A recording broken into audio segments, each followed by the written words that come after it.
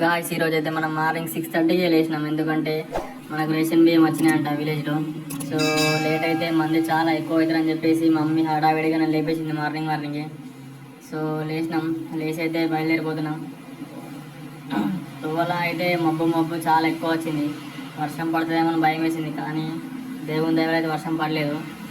ఇక్కడికి వచ్చినాక చూసినాకైతే మార్నింగ్ అవ్వ ఇంతమంది ఉన్నారంటరా, ఎవర్రా మీరైతే అనుకున్నాను. అయితే చూసారా ఎంతమంది ఉన్నారు మార్నింగ్ 6:30. సో నేనైతే నా బియ్యం అన్ని సంచిలో పోసుకున్నాను. పోసుకొని నేనైతే లైన్లోకి వెళ్ళిపోయినాను. నాకు 35 కేజీస్ వస్తాయి బియ్యం. సో నా ముందైతే ఇక దగ్గర పడ్డది అందరూ. అయిపోయాక నా దొక్కుతారు. నా లైన్ వచ్చినాక నేనైతే ఫింగర్ ప్రింట్ పెట్టేస్తున్నాను.